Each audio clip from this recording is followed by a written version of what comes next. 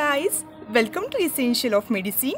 In today's video, we are going to learn about expanded new Ballard score, which is the one of the most important topic from pediatric, right? So let's start with this. So first of all, what do you mean by expanded new Ballard score?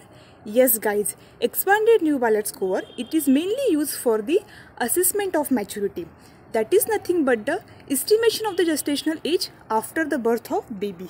It is used only in certain conditions, like whenever the mother of baby is not sure about her LMP date, or in case if the physical as well as neuromuscular maturity of the baby is not matching with the gestational age. In these two conditions, we are going to use this expanded new Ballard score for the estimation of the gestational age. Now, moving towards the next point, let's talk about criteria. The criteria is mainly based upon two aspects. First is the physical appearance of the baby and second is the neuromuscular maturity of the baby. Depending upon this criteria, we are going to classify baby into three different types. That is preterm baby, term baby and post-term baby. The score for this criteria range from -10 to +50. And with the help of this scoring, we can estimate the gestational age of the baby ranging from 20 weeks to 44 weeks of gestation. Now, moving towards the next point, we will learn about differentiating points. The differentiating points based upon the criteria of expanded new Ballard score, according to the appearance of the baby and its neuromuscular maturity for preterm, term and post-term babies are as follows. First of all, we are going to differentiate preterm babies and term babies, and later on we will learn some important points on post-term babies. Now let's start with differentiating point. First differentiating point is posture. So first of all, what do you mean by posture? Posture means looking at the baby's body and how the baby is lying. In term babies, all limbs are kept in flexion position, and this is what we call it as an attitude of universal flexion, and this is very much commonly observed in term babies. And guys, this will tell you one more important thing. What is that? When the limb of the baby are kept in flexion position, that means the tone of the muscle is very good, and all this finding will be present in term babies. Whereas when you look at the preterm babies, the limbs will be in the extended position just because of decreased tone of muscles. Next point is scarf sign. So first of all, what do you mean by scarf sign? It is the part of newborn physical examination in which the infant arm is pulled laterally across the chest wall. The observation in the scarf sign is mainly depending upon the gestational age of the baby. In hypotonic infant, the elbow will cross the midline, and in a term infant with normal tone of the muscle, the elbow will not reach the midline just because of good tone of muscle.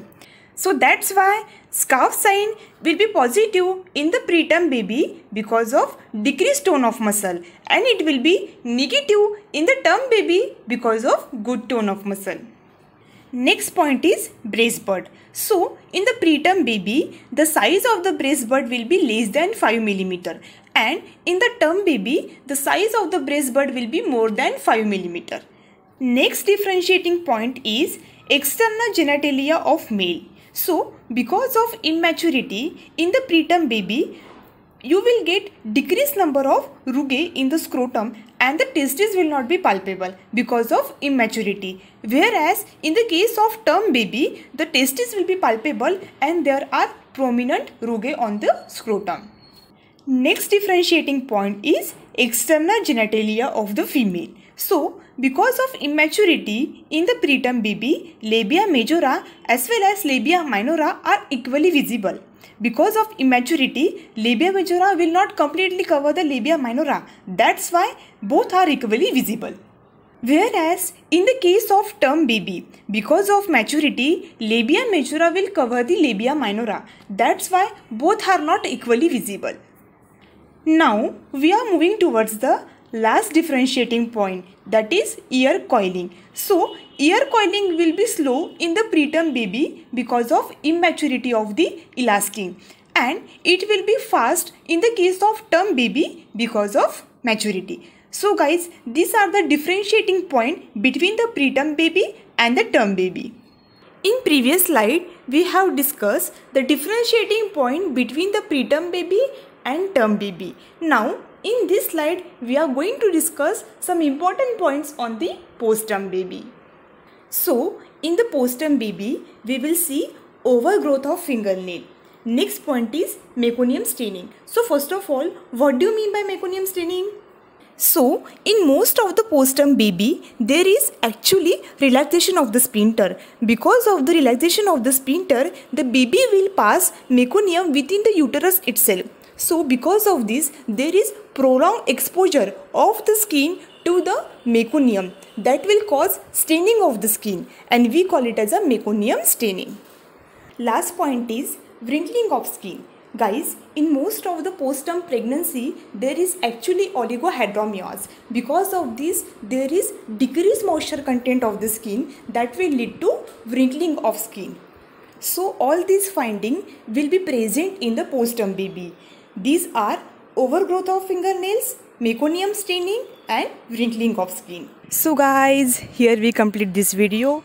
If you like my video, then please don't forget like, share and subscribe to my channel. Thank you. Audio Jungle.